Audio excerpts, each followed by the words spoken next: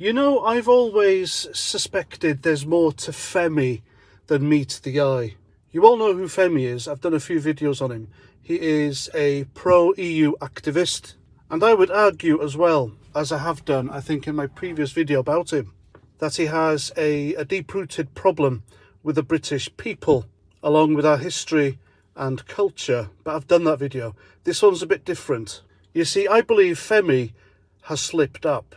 And you can call me a conspiracy theorist all you like. I don't really dabble in that stuff. Now remember, Femi is an activist. That's all he does. He doesn't have a job.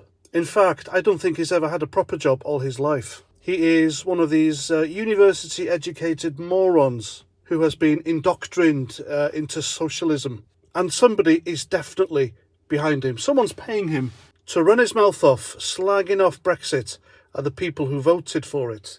And he may well be funded by the same people behind madman Steve Bray, the guy who shouts stop Brexit and abuses and harasses pro-Brexit politicians around Parliament Square. Remember a few years ago, Katie Hopkins had an interview with him, and then she asked him the question, "Who's funding you, Femi?" And the guy refused to answer. He tied himself in knots. Katie Hopkins continued to ask him until he was quickly pulled off by his handler, a guy who stood in the background behind the camera, watching, studying, making sure Femi said the right things. And this question was too much. He didn't want Femi to answer Katie Hopkins, who was funding him.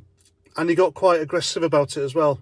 And that proves to me that someone was behind Femi, funding him to do this. But who? Answers on a postcard. And so we come to this Twitter post he did yesterday.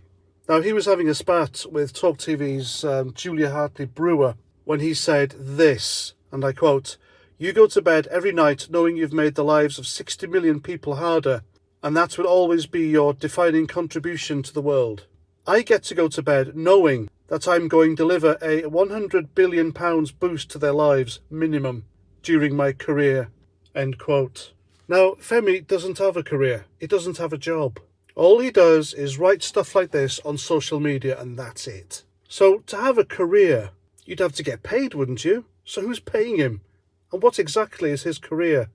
Who is his boss? Who are his colleagues? I suspect Steve Bray is one of his colleagues. And then for him to say he has a career while saying Brexit made everyone's lives harder is hypocrisy, isn't it? Because surely if Brexit was that bad, how does he have a career? And again, if he does have a career and someone is paying him money to work for them, why is he posting links for his Patreon page, asking people to donate money for him? You see, this is just one of a few things that doesn't add up about Femi. And I am now more convinced than ever that somebody or something far bigger and far shadier is behind him and funding him. And him admitting he has a career shows he has slipped up. So there we go. Call me a conspiracy theorist if you wish, but what I've learned since recent events that the difference between a conspiracy theory and the truth is literally a matter of months. And there we go. Let me know what you think in the comments. Thanks for watching. Please subscribe and share my stuff everywhere. And until the next time, have a great day. Look after yourselves and Roger Trout.